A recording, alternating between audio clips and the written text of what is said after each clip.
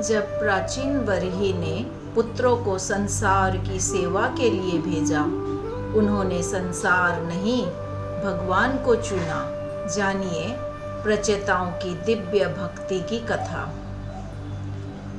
महाविष्णु पुराण 14वां अध्याय, प्राचीन बरही का जन्म और प्रचेताओं का भगवद्राधन। श्री पराशर जी बोले, हे मैत्रेय, पृथु के अंतर्धान और वादी नामक 2 धर्मज्ञ पुत्र हुए। उनमें से अंतर्धान से उसकी पत्नी शिखंडिनी ने हवीरधान को उत्पन्न किया। हवीरधान से अग्निकुलिना धीष्णा ने प्राचीन बरही, शुक्र, गय, कृष्ण, बृज और अजीन ये 6 पुत्र उत्पन्न किए। हे महाभाग, हवीरधान से उत्पन्न हुए भगवान प्राचीन बरही एक महान प्रजापति थे, जिन्होंने यज्ञ के द्वारा अपनी प्रजा की बहुत वृद्धि की। हे मुने, उनके समय में यज्ञानुष्ठान की अधिकता के कारण प्राचीनाग्रह कुश समस्त पृथ्वी में फैले हुए थे। इसीलिए वे महाबली प्राचीन बरही नाम से विख्यात हुए। हे महामते, उन महीपति ने महान तपस्या के अनंतर समुद्र की पुत्री सवर्णा से विवाह किया। उस समुद्र कन्या सवर्णा के प्राचीन बरही से 10 पुत्र हुए। वे प्रचेता नामक सभी पुत्र धनुर्विद्या के पारगामी थे। उन्होंने समुद्र के जल में रहकर 10,000 वर्ष तक समान धर्म का आचरण करते हुए घोर तपस्या की।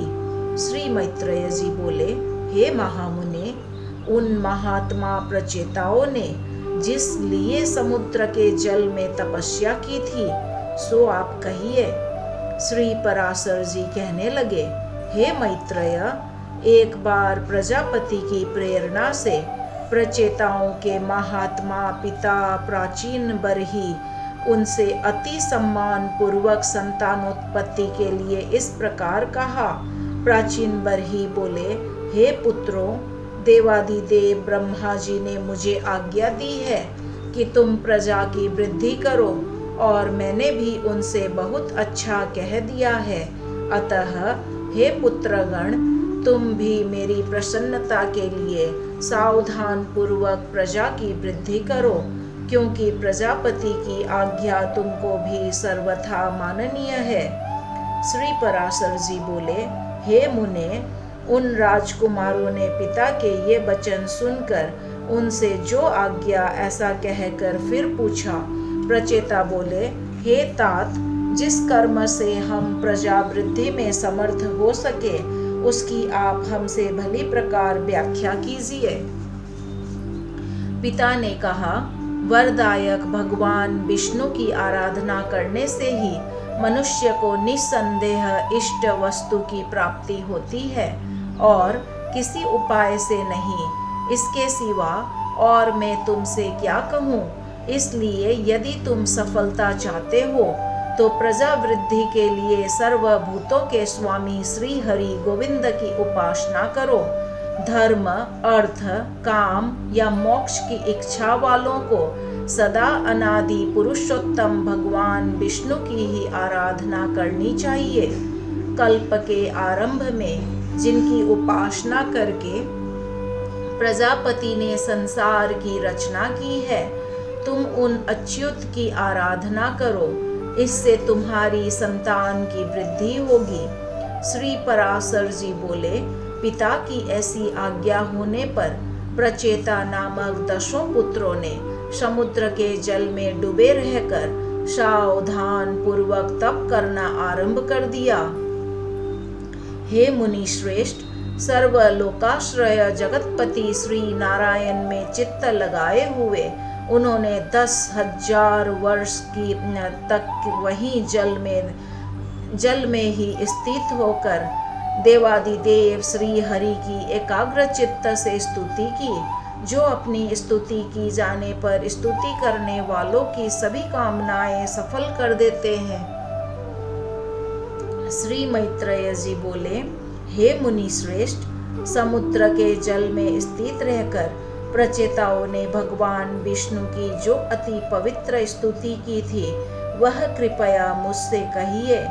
श्री पराशर जी बोले, हे मैत्रेय, पूर्व काल में समुद्र में स्थित रहकर प्रचेताओं ने तन्मय भाव से श्री गोविंद की जो स्तुति की वह सुनो। प्रचेताओं ने कहा, जिनमें संपूर्ण वाक्यों की नित्य प्रतिष्ठिता है, अर्थात जो संपूर्ण वाक्यों के एकमात्र प्रतिपाद्य है तथा जो जगत की उत्पत्ति और प्रलय के कारण है, उन निखिल जगन्नायक परम प्रभु को हम नमस्कार करते हैं, जो आद्य ज्योतिष स्वरूप अनुपम अनु अनंत अपार और समस्त चराचर के कारण है, तथा जिन रूपहीन परमेश्वर के दिन रात्रि और संध्या ही प्रथम रूप है, उन काल स्वरूप भगवान को नमस्कार है। समस्त प्राणियों के जीवन रूप जिनके अमृतमय स्वरूप को देव और पितृगण नित्य प्रति भोगते हैं, उन सोम स्वरूप प्रभु को नमस्कार है, जो तीक्ष्ण स्वरूप अपने तेज से आकाश मंडल को प्रकाशित करते हुए अंधकार को भक्षण कर जाते हैं, तथा जो घाम, शीत और जल के उद्गम स्थान है, उन सूर्य स्वरूप नारायण को नमस्कार है, जो कठिनता युक्त होकर इस संपूर्ण संसार को धारण करते हैं और शब्द आदि पांचों विषयों के आधार तथा व्यापक है, उन भूमि रूप भगवान को नमस्कार है, जो संसार का योनि रूप है और समस्त देहधारियों का बीज है। भगवान हरि के उस जल स्वरूप को हम नमस्कार करते हैं, जो समस्त देवताओं का हव्य भूख और पितृगण का कव्य भूख मुख है। उस अग्नि स्वरूप विष्णु भगवान को नमस्कार है, जो प्राण, अपान आदि 5 प्रकार से देह में स्थित होकर दिन रात चेष्टा करता रहता है, तथा जिसकी योनि आकाश है, वह वायु रूप भगवान को नमस्कार है, जो समस्त भूतों को अवकाश देता है। उस अनंत मूर्ति और परम शुद्ध आकाश स्वरूप प्रभु को नमस्कार है।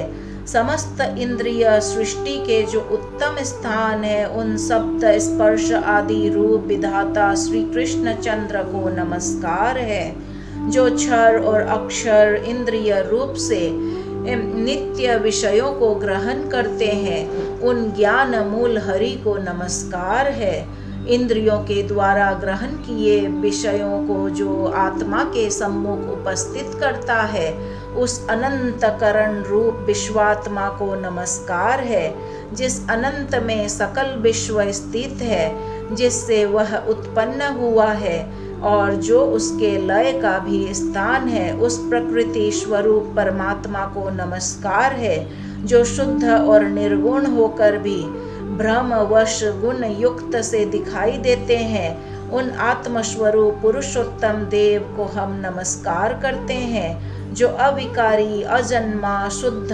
निर्गुण, निर्मल और श्री विष्णु का परम पद है। उस ब्रह्म स्वरूप को हम नमस्कार करते हैं, जो न लंबा है, न पतला है, न मोटा है, न छोटा है, और न काला है, न लाल है, न स्नेह द्रव्य है, कांति तथा शरीर से रहित एवं अनासक्त और अशरीरी जीवन से भिन्न है, जो अवकाश, स्पर्श, गंध और रस से रहित तथा आँख, कान विहीन, अचल एवं जिह्वा, हाथ और मन से रहित, जो नाम, गोत्र, सुख और तेज से शून्य तथा कारणहीन है, जिसमें भय, भ्रांति, निद्रा, जरा और मरण इन अवस्थाओं का अभाव है, जो अरज, रजोगुण रहित, अशब्द, अमृत, अप्लुत, गति शून्य और अंशवृत्त, अनाच्छादित है, एवं जिसमें पूर्वापर व्यवहार की गति नहीं है, वही भगवान विष्णु का परम पद है, जिसका ईशान शासन ही परम गुण है, जो सर्वरूप और अनाधार है तथा जिह्वा और दृष्टि का अविषय है। भगवान विष्णु के उस परम पद को हम नमस्कार करते हैं। श्री पराशर जी बोले, इस प्रकार